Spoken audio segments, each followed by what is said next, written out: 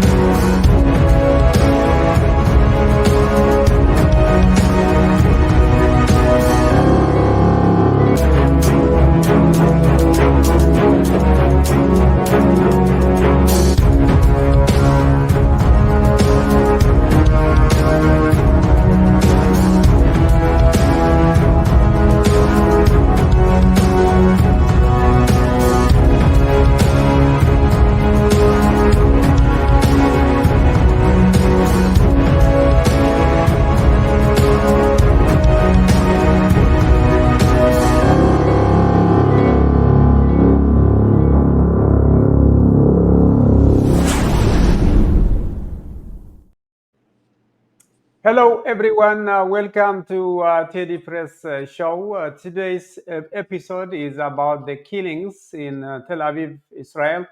I have invited Sigal Kook Aviv from Tel Aviv, Israel.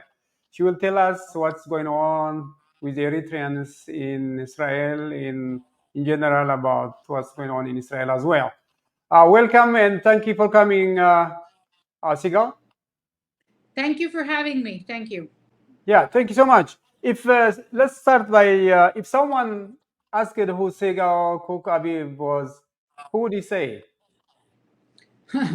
You know, I'm the person is the last person that should be speaking about himself, but I'm a human rights activist. I've been a human rights activist for over 12 years now, mostly with the asylum seeker community in Israel, both the Sudanese, Eritrean, South Sudanese. But also, I'm a human rights activist when it comes to deal with issues of even the Palestinians in Israel, the Ethiopian Jews, all kinds of issue of social injustices in Israel. Okay, thank you so much. Before we get to the issue of Eritreans, I know Israel is at war on all sides. How is life in Israel right now? Very difficult. Very difficult.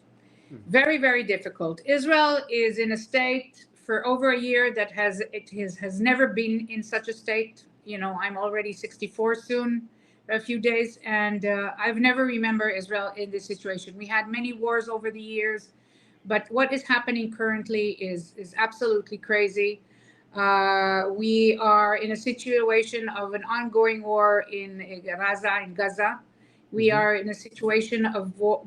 I don't know if I can call it a war because it's mostly an Israeli offensive attack. We know that, you know, what Hamas did is horrific crimes.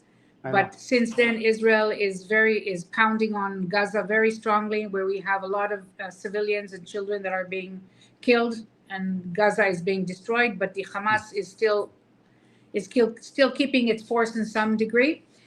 We also have threats and ongoing war with the Hezbollah in the north. The north is being bombed every day.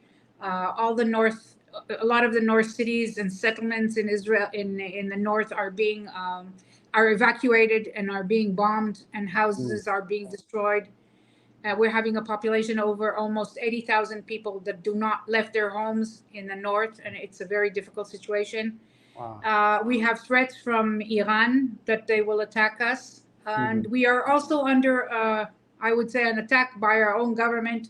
We have a right extreme wing government that is not taking too much care of its citizens. It's ruining our economics. It's ruining our justice system. It is not taking care of the citizens that are in captive by the Hamas. So the situation in Israel is very, very hard. The Israeli population is completely divided. The government is not supported by the public, but we are in our first steps to a dictatorship. Yeah, we also followed the news or what Hezbollah did yesterday. What damage did Hezbollah did attacked yesterday, do you think? Luckily, the Hezbollah's attack was stopped before it started. The Israeli defense, the Air Force's defense had information about the fact that we were going to be targeted in Tel Aviv, and luckily the Air Force had struck before. So at the moment we haven't endured any suffering in the center of Israel. But I do remind you that what is happening in the north is impossible. I know the delegates of Israel and Hamas will meet in Egypt for ceasefire. Do you think they will agree? No. Hopefully, we're not even sure that the delegation will come. The Hamas delegation will come to Cairo, or the Israeli delegation will come to Cairo. Both Hamas, both Sinwar and Netanyahu are playing games, and trying to find different reasons to prevent this agreement to happen. And it's tragic, because there are 109 people kept in the captivity of Hamas. Some of them we know are not alive anymore, but some of them are alive, and they're there almost a year. And the chances that they're going to survive in the conditions they are kept is almost impossible. We are really in one of the darkest eras in our times. Why do you think the government is playing game? Because it started 2 years ago when the Netanyahu was re-elected. There was a period of a year or something that he was not in government, and he was re-elected, and he gave strength to the Minister of Justice that creates what they call they want to change the justice system in Israel. So we had a year or so of demonstrations in Israel trying to oppose this situation. And I think Netanyahu and his government fear that once the war will stop, and once there will be agreements to return the hostages, and maybe to make some deal with Hamas, and maybe to make a deal with Hezbollah, because the Hezbollah in the north is continuing saying that once the war in Gaza stops, he will also stop the attack on Israel. So I think Netanyahu is very worried that if this war ends, there will be committees that will try to inquire what was the reason what happened on the 7th of October. It is his responsibility. He was prime minister, and he had warnings. They had actually given him, the intelligence committee gave him warnings about what would happen, what the people, the Hamas, are planning to the detail, to the detail, that they would enter Israel, they would kidnap people from the kibbutzim around the fences, that they will do whatever they did. It was all known to the Israeli intelligence. And in Israel they prefer the settlements in the West Bank, so they didn't put soldiers on the border. And basically we're now a state that is there to support the West Bank, as you would say. The West Bank, that is the illegal settlements. They are illegal settlements, and this is the government of Israel. Is many ministers are from these illegal settlements. They are turning a lot of money and energy into these illegal settlements, and the situation is very, very bad. Yeah. I hope things get better in Israel. Coming back to the Eritrean issue, that the killings started last year, and it's increasing. You also follow what happened last Saturday. So how would you describe the Eritrean killings in Israel right now? Okay, so first of all, this is almost a year from the 2nd of September. We're dealing with this situation. I know that there is tensions between the supporters, let's call them supporters, and the non-supporters of the government of Eritrea, and their conflict. I understand that the conflict is much deeper, or has different flavors. It's not only supporters and non-supporters, but this conflict has been going on for years. I'm an activist, but I've been alongside to the community for many, many years. And I know that even I remember in 2012, they had clashes in the Kinneret.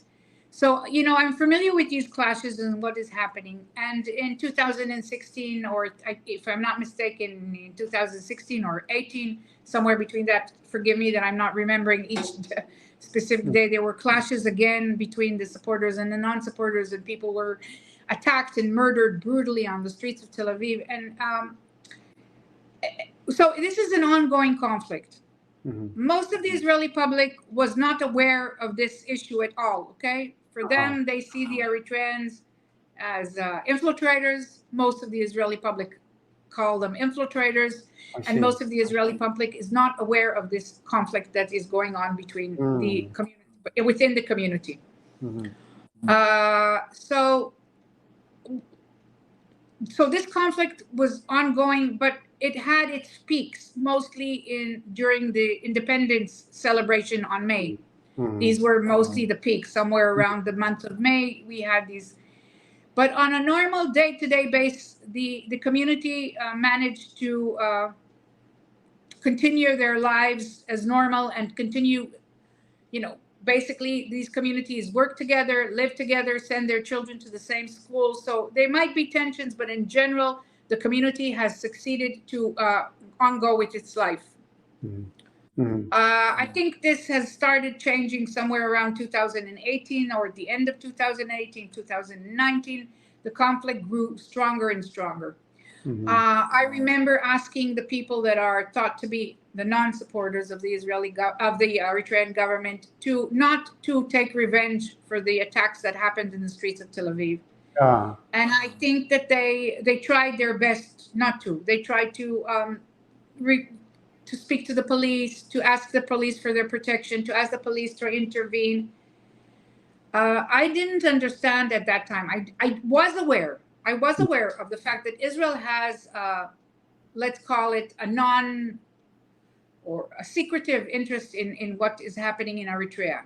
Because we know, first of all, Eritrea is on the Red Sea, and the access to the Red Sea is very, very important. Also, Eritrea is sitting on the Red Sea, and Israel needs to be secured for the Red Sea. Also, and we also know that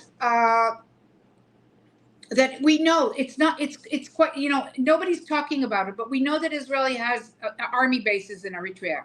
I read in the Lebanese newspaper El Median that there are at least 3 Israeli army bases in Eritrea. We understand that there's a great interest because it's by Yemen and also not far from Iran, so it was probably very convenient for Israel to have some sort of base not far from Iran and to deal with the Yemens that are basically their proxy of Iran. So I understand that Israel has a great interest in what is going on, to keep a good relationships with Eritrea, even though we all understand that Eritrea now belongs to the, as you call it, the axis of evil, as they say in the United States, because we know that Eritrea has a very good relationships with both Iran. We know that the Minister of Health, the Minister of, Foreign Minister. One of the ministers, not the prime ministers. We know that recently in Iran, the new elected president there, you had sent a minister of exterior, right? Or how is it called? He was there. Foreign Minister. Yes, I saw pictures anyway. We know that Isaias Afwerki has a very good relationships with Putin. We know that that Eritrea has a good relationships with South Korea. So we know that Eritrea is basically in good relationships with the people that, with countries that are enemies of Israel. So, and we also know that the Israeli embassy was closed in Asmara because Isaias Afwerki wanted it to be closed. So all of these things, not every Israeli knows it, but all of these things are quite well known. In September, I was invited by a channel called I-24, which is an Israeli channel, but it also speaks in Arabic and so on and so forth. I was invited to a show in Arabic to speak about what happened in these events of September. And across me sat a person named Ephraim Sneh. He was in the government of Rabin Rabin's, when he was prime minister in 1992. Mm-hmm. And I understand that he was the person that initiated or helped arrange the relationships with Isaias Afwerki in 92. He was in Eritrea, he met Isaias Afwerki, and I understand that it was an interest by the Americans sending Israel to be in good relationships with Eritrea, as I said, for all of the reasons said before. Mm-hmm. Mm-hmm. And he mentioned in that program, he said a few things in the program. He said, "You do not understand," he said to the people that interviewed us, "that Eritrea is very, very important to Israel, and Israel is not doing enough to keep these good relationships with Eritrea." So he is talking from a position that is opposed to Netanyahu, okay? Because he was under the prime minister of Rabin, which was what you call a labor, okay? So and he was mentioning that he feels that Israel isn't doing enough. The Israeli officials are not doing enough to keep a good relationships with Eritrea. So that made me understand that the interest, the issue of the relationships between Eritrea and Israel is not an open issue. It's not something that the public is aware of and knows about, but it is an issue that is very important to the Israeli governments through the years, whether it's Labor or whether it's the Likud party. Mm-hmm. Mm-hmm. Mm-hmm. And that makes me realize that, Israel did not have asylum seekers coming in until 2006. 2006 was the year that they started coming into Israel through Egypt. First came the South Sudanese and the Sudanese. The Eritreans came a little bit later. Mm-hmm. Israel never had to deal with asylum seekers, even though Israel was one of the initiates of the Geneva Convention regarding refugees. So Israel never had to deal with asylum seekers. 2006 was the first time that Israel dealt with asylum seekers. And Israel didn't have what you call a formal policy, okay? It did have an informal policy of deporting everybody it can. But it didn't have a formal policy of how to treat the asylum seekers, okay? They didn't call them at that point even infiltrators. Mm-hmm. The infiltrator issue came in 2012, much later. Mm-hmm. So, and Israel also had to change the law of the anti-infiltration law was a law that Israel had initiated in 1954 against the Palestinians that it deported from the area of the Jordan River, okay? Mm-hmm. The Jordan Bank. And they wanted to prevent the Palestinians coming back to their homes. So they called them infiltrators, and they created a law where they are infiltrators and they are enemies. They're coming in to do terrorist attacks. Mm-hmm. Mm-hmm. Mm-hmm. Israel government in 2012 decided to implement this law that is by then a dead law. So is the word infiltrators. Nobody uses the word infiltrators for many, many years. Israel has decided to implement it on the refugees coming into from Israel, from Eritrea and Sudan and so on. Mm-hmm. But it had to change the law because the law spoke about people coming from an enemy country. Okay. And Israel couldn't implement this law on the Eritreans because Eritrea is not an enemy country. Yeah. So do you understand what Israel did? Yeah. Israel created a law for people coming into its country while knowing they are refugees and while knowing they are people coming from a country which Israel has some sort of diplomatic or some sort of contact with and relationships. By 2012, Israel has deported many people that entered to the Sinai Peninsula. We're talking about South Sudanese, unfortunately. Many were sent to their death. Mm-hmm. We're talking about people from the Ivory Coast and so on and so forth. We're even talking about people coming from Ethiopia, non-Jewish, of course. Israel was not, Israel knew it had a problem to deport the Eritreans and the Sudanese because we know, the world knows that Eritreans and the Sudanese are refugees. Mm-hmm. So Israel had to have a different plan placed for the people that it wanted to deport, but it's not going to be as easy to deport them because they come from a country where we know that there are human rights violations. Mm-hmm. Okay. So by 2012, Israel has succeeded to deport many, many people from Israel. It had a problem with the Eritreans and the Sudanese. Mm-hmm. We have been struggling since against the policies of the Israeli government to prevent this deportation. In 2018, my petition to the Supreme Court has stopped the deportation for what you call the forceful deportation. And it was my petition, mine and a few other activists. It was not a petition served by the organizations. It was a personal petition, and I didn't use the moral background of it being not wrong to deport refugees. I used something else. I used a contract issue. Will not go into it. But what I want to say is that Israel has planned to deport the asylum seekers as much as they can and has succeeded. My claim is that at 2013, we had 54,000 refugees in Israel, asylum seekers from Eritrea, Sudan, and South Sudan, and a few other African countries, but mostly from Eritrea and a few from Sudan. Israel has succeeded to deport a lot of people. My claim is that we are now looking at the fact, I don't know what, less than 20,000 asylum seekers here in Israel. So you make the figures yourself and you understand. Yeah, I'm very large, and I'm saying that, okay, let's say, you know what, I'll be very, very large. And I say, let's say, and that's not that amount, but let's say at least 20,000 went to Canada, which isn't the number, but let's say it for the sakes of throwing the number. We also know that a few thousand went to Europe, you know, had relatives or so forth. All the rest were deported. They were deported via third countries, Rwanda, Uganda. Some of them were deported to Eritrea. Some of them were deported to Sudan. I was in Europe in 2017, October 2017, trying to meet as many possible Eritreans and Sudanese that were deported from Israel, and they went through the desert, the Sahara Desert, Libya, and so on, and the Mediterranean Sea. My understanding is that not a lot of people survive that horrific journey, because the journey through the South, you know, whether it's Uganda, Rwanda, South Sudan, Sudan, the Sahara Desert, Libya, and the Mediterranean, many people died on the way. Many people were murdered. Many people died because of different situations, drowning, starvation, ISIS, whatever. You mention it, and it was there.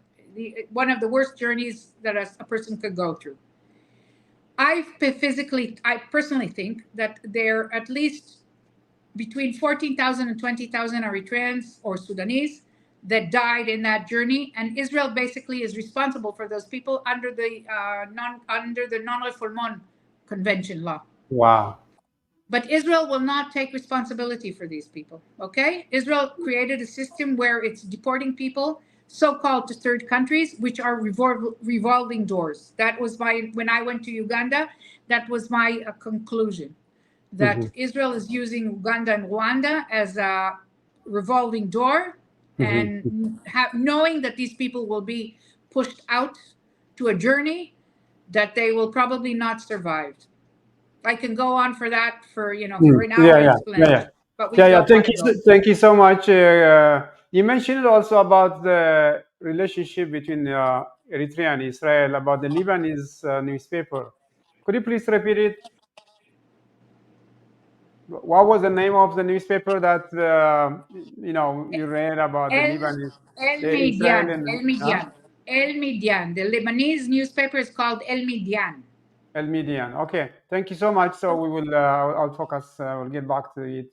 But basically, what I wanted to say when I started all this explanation is that Israel has a problem with deporting the Eritreans because of the fact that they're protected. But on the other hand, some of the Sudanese, somewhere around 2,000, 3,000 Sudanese, have received what you called a temporary status, a humanitarian temporary status. Okay. And it's because the lawyers and all kinds of organizations took the Israeli government to court and had received a humanitarian status, claiming you didn't check their what they call their asylum seekers, the RSD, refugee status determination, and you have to give them some sort of status.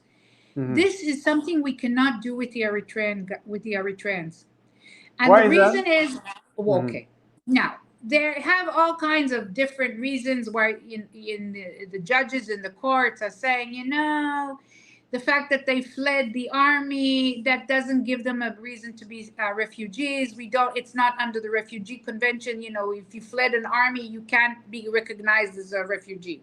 It doesn't give you justice. It's not one of the 5 claims, if you okay. So but they're just using it, okay? Yeah. And my understanding, okay, over the years is they will not give the asylum seekers, the Eritrean asylum seekers, a humanitarian status. Maybe only 23 or 30 had, for different reason. I'm not sure why. It's not open Maybe to the public. medical and other issues. Not medical. I think it has to do with either sexual preference or perhaps belonging to the what you call a different. I'm sorry, I forgot the name of the church. Okay, Pentecostal, evangelical. Yes, the Pentecostal. Yes. Okay. Yes. So, okay. But what's important is that I think the Israeli government does not want to annoy the Eritrean dictatorship.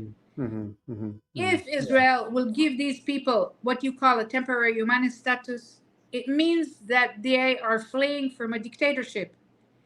Israel is not going to be on the side that claims that Eritrea is a dictatorship. Do you understand what I'm trying to say? Yeah. I got you. Yeah. So the situation for the Eritreans is much, much difficult here in Israel than it is even for the Sudanese.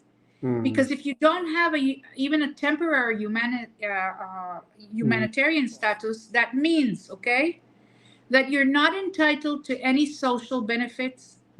You're not even entitled to keep a driver's license.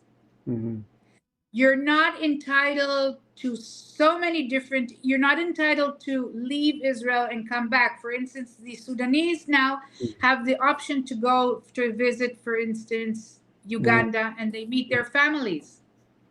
They have a chance to go to Uganda and marry, so they can build a family, even though the wife can't come to Israel. But, at least they're trying to support a lot. I don't think it's a great solution, but the Eritreans are basically locked in Israel with no options to do anything. Okay. So, okay. Yeah. It's very, very sad, frustrating. So let me get back to the killings, because that's the main reason that I contacted you today. So what do you think the main reason of that they are killing each other, do you think? First of all, everything I said up to now is something that has to contribute to the situation of the Eritreans in Israel, okay? Yeah, of course. We're talking about people living almost, 12, 13, 14, 15 years without any rights, without any recognitions, okay? Yeah. They're basically in a situation where they're, it's crazy to live like this. You don't have any future. You're being oppressed by Israel all the time, whether it's being sent to different jails, facilities, what they call open facilities, closed facilities. You're being taxed. You're taking 20% out of your salary, addition to the regular taxes. Wow. You're not getting any rights. You're being called infiltrators. You're being portrayed as a criminal, as rapists, as whatever. You have to renew your visa every so often, and they make it so hard for you to renew your visa. It's a torture to renew your visa. Wow. Okay, and you can't be without your visa, and the visa doesn't give you anything. Sometimes they spend a whole day in this faraway remote place to renew their visa, and they have to come from many different areas in Israel. So what I'm talking is a population that is extremely oppressed, okay? Okay. So if you have a population that is oppressed so hardly for so long, they are probably going to be violent at the end of the day, right? There's big frustration. Now, these people, a lot of these people, okay, see themselves as Israelis alongside with the fact that they are Eritrean, okay? I call them the Israeli Eritreans. they see themselves as Israelis. They've been here for a very long time. Yeah, of course. A lot of them know the language. They know our culture. They work with Israelis. And Eritreans are good people. Okay, Yeah. Eritreans are good people. Yeah. And they tend to, they tend to Helpful. adjust. Yeah. They tend to adjust to where they are. And at the end of the day, we have a very bad government. But the Israeli people, once they come to know and recognize the Eritreans, the asylum seekers, they respect them. They respect, a lot of Israelis respect the Eritreans. A lot of our Israelis feel, in 2018, when Israel wanted to deport a lot of the asylum seekers, the Israeli public stood by the Eritreans and the Sudanese and said, we won't allow this deportation to happen. We are standing by their side. Yeah. So I'm not saying that, there's great friendship, but Eritreans and Israelis get along. They get along. Okay? Yeah. Of course, there are racists that don't like the Eritreans, that don't like any foreigners and want them to be all deported, or mostly, they themselves are making political gain by the fact that they're talking about asylum seekers. We know how that happens. But in general, Israeli public does not have that hard feeling towards the asylum seekers. They say they're all hardworking people. The business owners say, we trust them. I always tell people that are speaking against asylum seekers, take a stroll in the main street of Tel Aviv, Dizengoff, in the morning or in the evening, and see who opens the business and who closes the businesses. And you will see it's Eritreans. And you will see that the Israeli public, the Israeli business owners, trust the Eritreans. So we have a situation where the Eritreans are in Israel and have a lot of, it's very difficult for them. But on the other hand, they have good feelings towards the Israeli public. Yeah. But you have to remember that if the Eritreans are here for so many years and they don't have any rights, I can understand the feelings of wanting to belong, wanting to feel a sense of identity. And that identity would probably be towards your homeland country, Eritrea, right? It just makes sense. Yeah. Especially if you're in a country that calls you infiltrator, then who are you? Who are your children? The children that are born in Israel, are they Israelis? Are they Eritreans? Can they be both? We have to educate these children. I mean, this is how the community feels, and I agree. We have to educate these children about their culture, about their homeland, about their homeland, or their home tongue, their mother tongue. So I can understand the rise of the sense of belonging to Eritrea, and therefore maybe even talking about supporting the Eritrea government. All right? But the truth of the matter is, okay, and I'm sorry, this is my personal view. The truth of the matter is that a person that went through the difficulty journey from Ethiopia, Sudan, through Egypt, through the Sinai Desert, and came into Israel, you don't do that because you just wanted to earn more money. You don't leave your home country, your parents. You don't overgo torture and rape. I know. Yeah. If you feel so secure in your country and all you want is a bigger salary, right? So basically, and then once you're in this country, in Israel, you're being sent to prison so many times, detention centers. You're not giving any rights, but you're still staying here. You are most likely a refugee because you don't have any choice, right? Yeah. And this stems in the root of the conflict, because there are people here from the Eritrean community saying we are refugees. And if you support the Eritrean government, to the other group, they say, then leave Israel, because when you say that you support the Eritrean government, that means you are not a refugee, and that makes problem for us to receive our rights in Israel.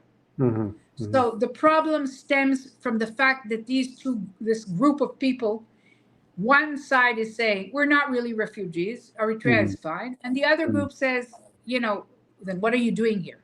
Yeah. It's right too. I mean, Okay. it's the right question. I mean, it's the right answer for. Right. Even people I know. Now, I know people from both sides. I'm not saying that I know the very extreme government supporters, but I know government supporters. I know their families. And I'm asking them, okay, seriously, if you feel that Eritrea is such a great country, then, why are you here? Because it's not easy for you to be here. And to be honest, it's not easy for me to fight for your rights when you're claiming you're not a refugee. Yeah. Because the right wing uses their claims of Eritrea to fight with me. And they're saying, pointing to me and saying, you are a liar. These people themselves say they're not refugees. So who are you supporting? What are you trying to do? You're trying to create a non-Jewish state? So it's also very hard for me, for an activist, to be fighting for people that say we're not refugees. But on the other hand, I do believe that okay, first of all, I do believe that everybody is a refugee here, really, seriously. And on the other hand, I do believe that it's everybody's right to support their own country. And if they want to celebrate the Eritrea Independence Day, I think go ahead and celebrate it, okay? Because I know that all the Eritreans fought for their independence. And maybe celebrating your Independence Day doesn't necessarily mean that you support Isaias Afwerki. Fine. If they want to raise the Eritrean flag, let them raise the Eritrean flag. So I think that also the groups of the non-supporters, I think they also should a bit relax. Okay, I understand they have these issues between the supporters and non-supporters. I mean, the supporters. I also understand. Okay, I hear this, and I've been hearing this for years. Right? I understand that they feel that the Eritrean government is sending agents to create chaos amongst the communities. I understand this. I understand the fact that the Eritrean agents, government agents, are also collecting the 2% in order to continue their evil stuff. Control. Yes, their government, their dictatorship, or whatever you want to call it. But okay. Let me finish. I feel, especially now, since September, I've been talking to the community, especially to the non-supporters, and I've been telling them, violence is not the solution. And if you are going to continue in a situation where you're violent, even if it's happening after you've been attacked, you are losing the support of the Israeli public. Okay, so the Eritrean embassy or whatever, they're going to do a celebration on the 2nd of September, which we all know is wrong.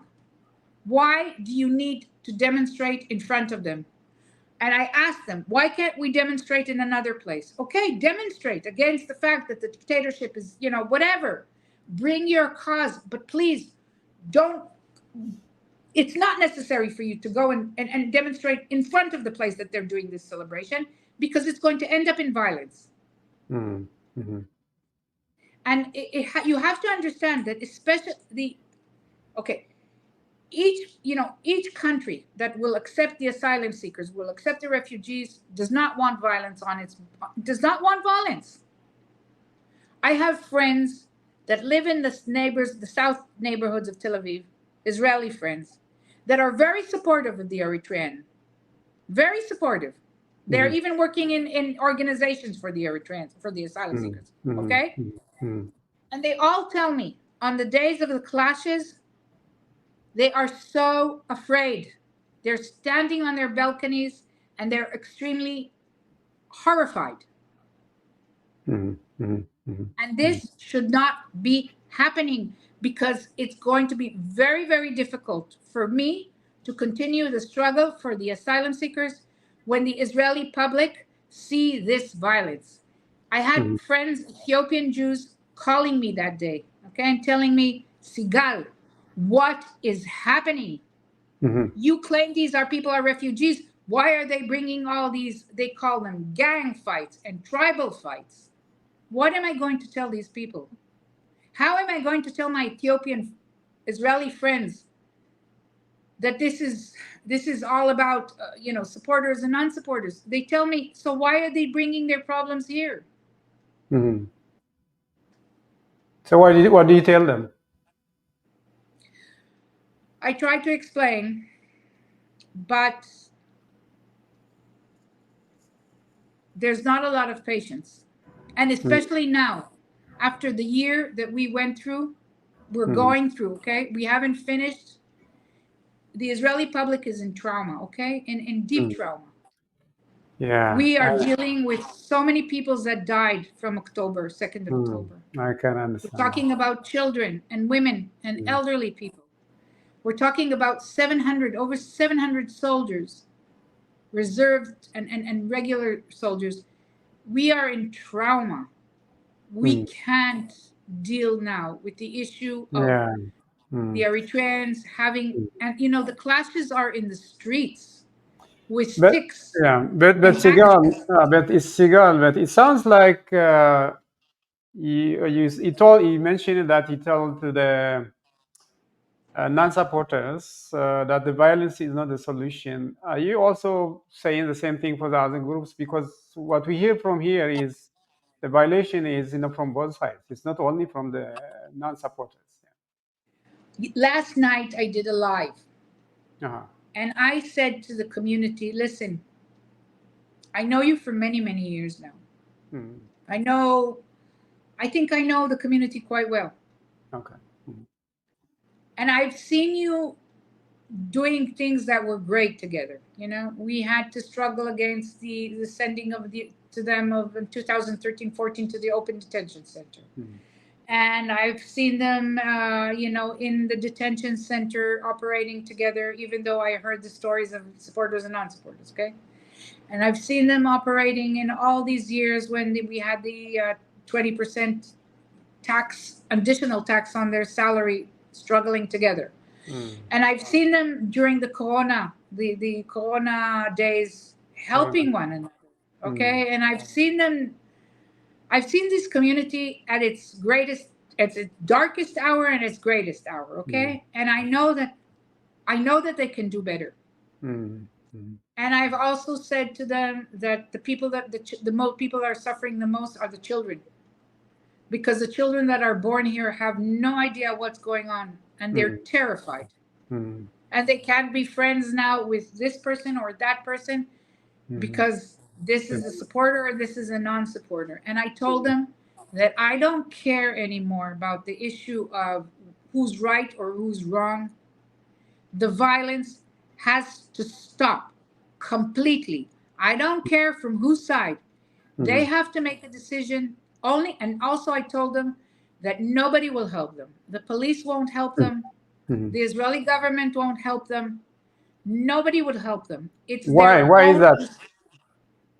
Because the Israeli government doesn't give a shit about the Eritrean community. The Israeli government, for all the Israeli government cares, is that they can kill one another. Also, the Israeli government, because, as I mentioned, my petition cannot deport them forcefully. So the Israeli government says, we can't deport them. It's your problem. The Israeli government doesn't care about the Israeli public, okay? Let's start from there. And the police have no idea how to handle this, okay?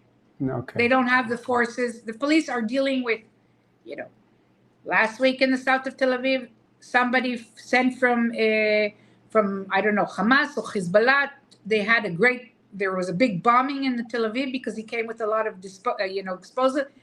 The police is dealing with demonstrations by the people, the families of the kidnapped. Police doesn't have any force, and the police is also run by now somebody that is so right wing. It's not even, I can't even call him right wing. Okay? He doesn't abide to the law. Okay? He doesn't abide to the law. He puts ahead of in the police cities people. He takes the people that are the policemen that are most violent. Okay, we had one of the policemen throwing how do you call it? Not grenades, shock grenades into the public. One of my friends lost his ear. Wow. And he's the person that he is putting in charge of Tel Aviv. Okay. Wow. So what are we going to do with the police? The police, you know what? I'm afraid of the police. All right. If a policeman will approach me, I'm dead. I'm afraid. They beat us. They shoot at us. So what do you think they're going to do to the Eritreans? Do you understand? Yeah. Okay. It's So the very police sad. is not going. So it's very sad. We're talking about a country that is running into itself into the worst, deepest dictatorship possible. So we are nobody. Now the head of the police here in Tel Aviv, he said he needs the government help with the issue of the Eritreans, but he won't meet with the Minister of Interior because the Minister of Interior, which is in a right-wing party, but he's not right-wing enough for him. Can you understand what I'm saying? Yeah, I got you. Yeah. Okay, so we're talking about we're not a non-function country. Yeah. Wow. All right? Now, if given a chance to deport Eritreans, the Israeli government will deport them to hell. So it's not a good idea to aggravate the Israeli public or the Israeli police or the Israeli government. Okay. And since we all understand that it's very, very dangerous to be deported to Uganda, and I hear people, the community telling me, I spoke to somebody that some thinks he's a supporter, some think he's a non-supporter, he's afraid of his life. He said, I'm fed up, I'm going to leave to Uganda. And I said, you're not going to leave to Uganda. It's not a good idea to leave to Uganda. Uganda is very, very, very, very, very, very, very dangerous. I've been to Uganda. I have a very good Israeli friend. She's dealing with refugees from Congolese, Congo. And she's telling me she's there for many years, and I don't even go visit her anymore. It's crazy there. She was attacked 2 times. Very serious attacks. Wow. I think Uganda is the craziest place now. You don't go to Uganda. And refugees from Israel will not receive protection in Uganda. So I think the issue of people saying, I'm fed up with Israel, I have to leave to Uganda, that's completely nonsense. It should stop. So what do you think? Yeah, what do you think the solution is now? The solution is, I think they should agree on being able not to agree whether they support or not support. They should agree on one thing: stop the violence. They can either meet together with a mediator. I don't know. I don't care. How do you think they will stop? I mean, we have been campaigning to stop, but I see that it's very hard to. So, what do you advise them to do? Okay, to say stop is one thing, but do you have any Yes, other I additional have a few advice? suggestions. First of all, let's agree, even as I suggested yesterday in my live, let's agree for a hudna for 2 years. A hudna is stop fighting, okay? Not peace, but stop fighting. Let's agree for a hudna for 2 years, okay? Let's put everything aside for 2 years. Let's see where the situation goes on in Israel. Let's try and stop the violence and create a situation where there's agreement on both sides to not be violent. Continue arguing, continue disagreeing, try to convince one another in any different way you want, but not violence. If the community, and you know what? It's not even, it's my request, okay? I'm having calls from mothers, from Eritrean mothers, living in Tel Aviv or living in Ashkelon or living in different cities in Israel, telling me that they are afraid when their husbands leave the house. They're afraid to go out. They're afraid to let the children to go to school. A mother told me, listen, I'm not sleeping. I'm sitting all night across the door, and I'm really, really afraid. And it's not one mother, it's not two mothers. A lot of mothers are saying. So the mothers and the children are calling for the people to act reasonably for their own sake, not for me, not for the Israeli public, for yourselves. So if the community says to everybody, the community says, we will not accept any more violence. We won't accept it. If it's not supported by anybody within the community, and let's say only the violent people want to continue, but the community will say to them, we won't accept that. We don't excuse it. If the church leaders, if the community leaders agree that now it's going to stop and they are not going to support it, nobody is going to support it. Nobody is going to say, yes, it's a good idea. Let's revenge. Let's not revenge. Let's protect ourselves. The community themselves will speak all together. The fact that this violence has to stop, it will stop. It will stop. If we hear, as you mentioned before, also that the agent of the government is investing a lot of money to continue this kind of violations there. Okay, let's say that there's an agents of a government, okay? How many are they? How many agents of the governments are there in Israel? What do you think? 20, 100? No, there are more than that, I believe. I don't think there's more. True agents receiving, I don't think.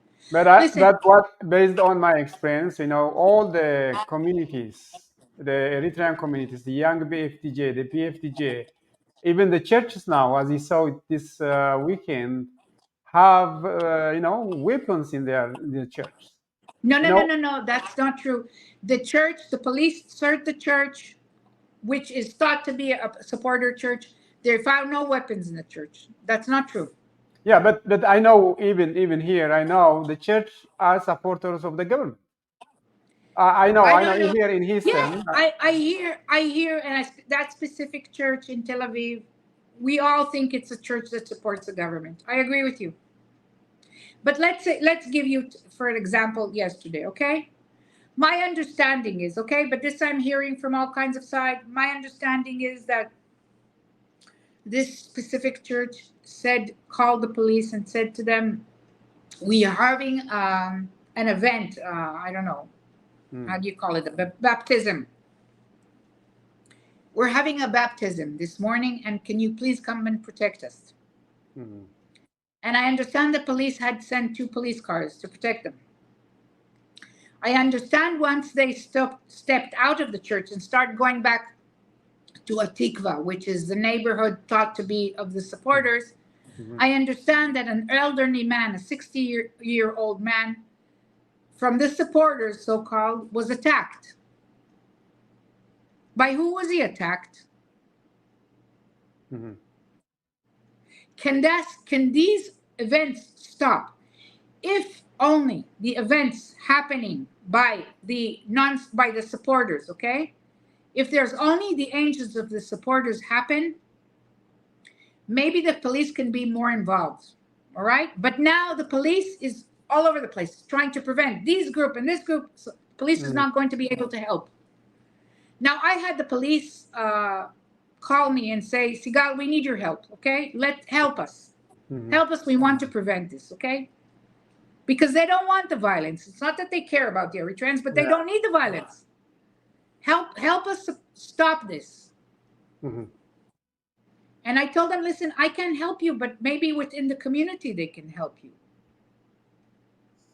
Yeah. So if the community decides, all right, that it's even, listen, not everybody which is supporting the government is violent, all right? Can you agree with me on that?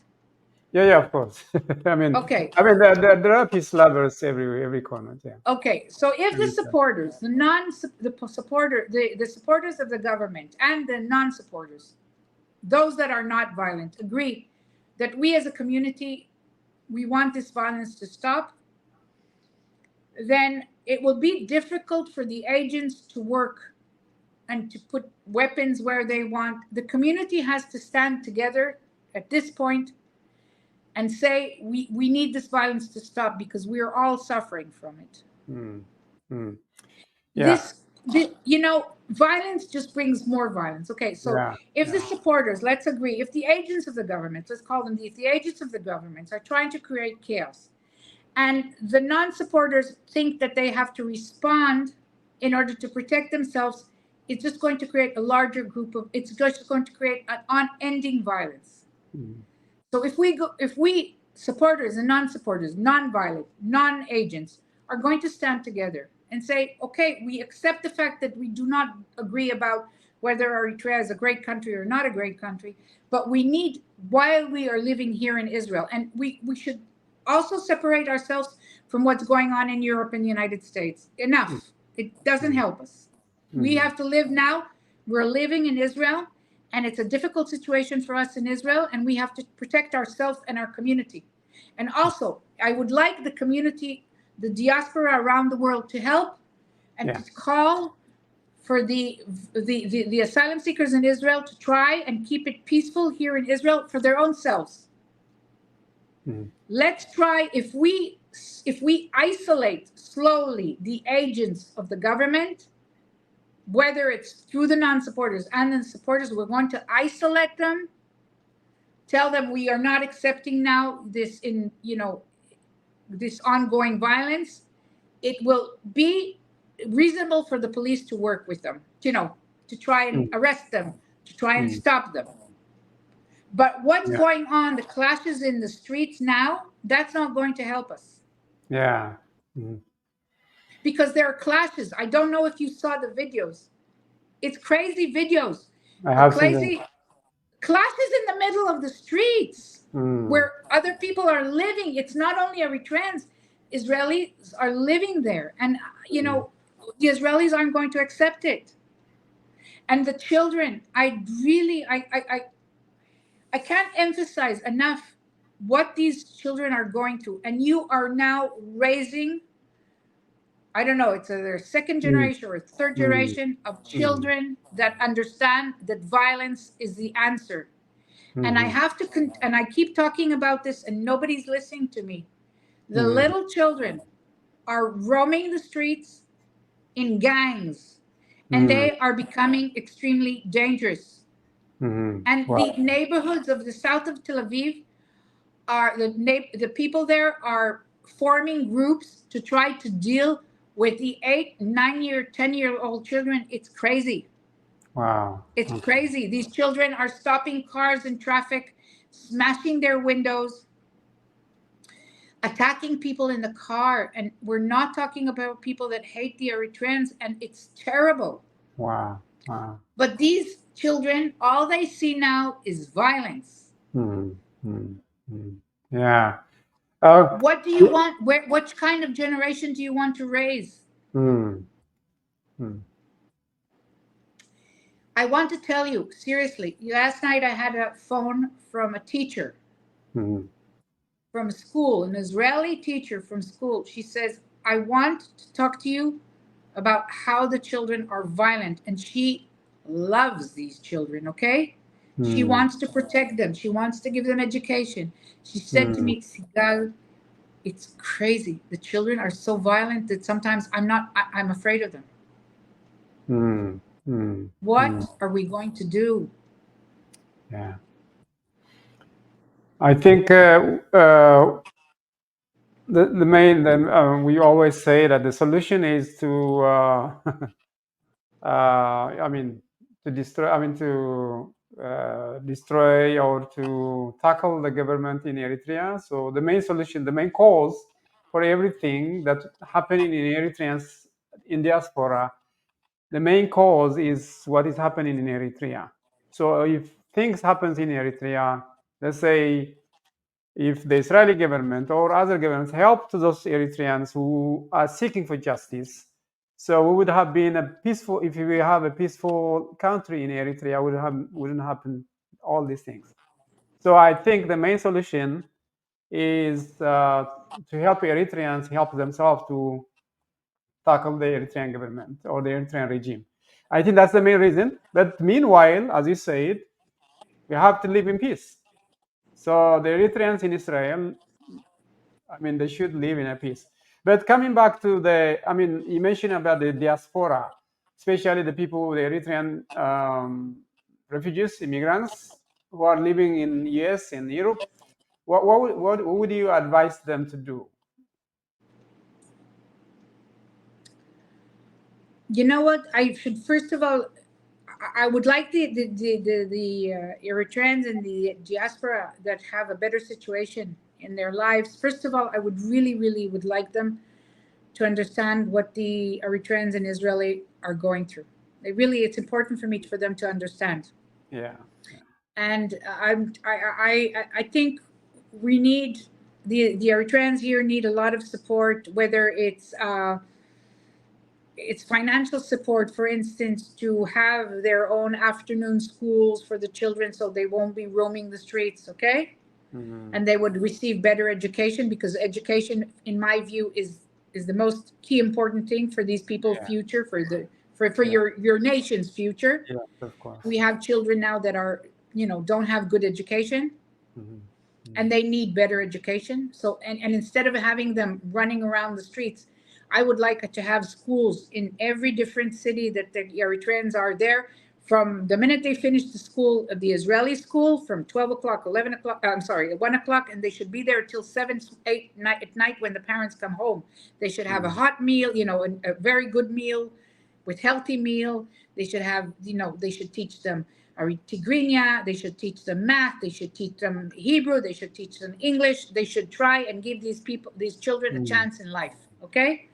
And this is only something the diaspora can help, because it's very difficult for the community here to finance it. Mm-hmm. And also, I would like the diaspora to say to the community in Israel, you know what? Put aside at this moment the struggle against the government and for the government. Let's, we will do it, okay? Let us, in a situation where we have a status, we have, we're not infiltrators. Let us do it, okay? You in Israel, concentrate on one thing, on maintaining your life and keeping your life. Because if you think of the fact that in a year now, okay, between, I don't know if the 10th person died today, because I don't know, the one that I heard rumors of the person that was hospitalized, that he died as well. This is the third one. Is he the third one during the weekend? Yes. So we have 10 people from September 2nd, okay? Okay. In less than a year, we have 10 people. Wow. It's crazy. We have 10 people that lost their loved ones. Families. I visit the family of Ivrach. I've seen his wife and I've seen his children. They're going to live without a father. Yeah. So the community, what I said yesterday is the most important thing, okay? The most important thing is life itself. Politics come after life. Please, life is the most important thing. It's shocking to me that you went through all you went and that you're being killed here in Israel. And I think if the community, really, I told them, I don't agree with the Israeli government. I'm against the Israeli government, okay? I hope I will never be in a situation where the Israeli government will try to kill me, and I'm not inciting to kill anybody that supports the Israeli government. Let's argue. Let's hate each other, okay? But we are going to stop at a line that is not, and we're saying violence is not part of it. Argue, as far as I care. Argue, make debates. Try to. Basically, you're trying to convince one another, right? I don't think that on the payroll of the Eritrean government we have so many people. So if even those that support the Eritrean government but are not on the payroll will say, that's it, we're not accepting violence, okay? Let's stop at this point. It can stop. It's not easy, because we know that Eritrea is a dictatorship. And we know that the Eritrean works to make chaos in communities. But the fact is that for many years, the communities lived here and succeeded to overcome the chaos that the government wanted to create, right? Mhm. It happened. It's not, if I would have met you today and I would say, okay, well, but I've seen the community work together. Mhm. Mhm. When the community need to help one another with food or with shelter, they didn't ask the person, are you a supporter or are you a non-supporter? Am Yeah. I right? Mhm. Yeah. So let's Okay. agree that Mhm. we will have the conflict, but let's agree that we will not have violence. Yeah. Thank you so much. So I've finished the questions that I prepared to ask you. So if there is anything that you would like to say, I'll give you the last word to say anything. I think I said most of the things that are important to me, and Mhm. emphasizing the fact that violence is not the solution. Violence is the problem. Mhm. And I understand the situation of chaos agents. I understand that. Uh, I want to say personally that for me, this is a personal issue. I have great respect and love for the Eritrean communities, whether they're supporters or non supporters. I believe in general that you are refugees, and I will struggle for your rights as much as I can. It's heartbreaking for me to see people dying. Some of the Mhm. people that were murdered, I personally knew, Mhm. and it's heartbreaking. And Mhm. and me as an activist, Mhm. for me to go on to keep being an activist, I can't deal with this anymore. I can't Mhm. deal with the fact that people that I knew are murdered, and so Mhm. brutally. It breaks my Mhm. heart. I don't have, especially now with what's happening in Israel, I don't have the mental strength to deal with more and more death. Mhm. The community, I'll say even more. On the second day of the war, of October 7th, what happened, Okay. Mhm. the community organized itself and supported us Israelis, whether it's by packing food or Mhm. supplies, Mhm. whether it's going to the agriculture communities and trying to help them. Mhm. Even as I mentioned, the Eritrean that I forgot his name at the moment, that helped the Israeli officer, helped saved his life. Mhm. I was devastated what happened to us as Israelis, and you have to understand that I'm a Palestinian supporter as well. Okay, so it was very hard for me. But the strength, I used to tell people that I'm gaining a lot of strength from the Eritrean community.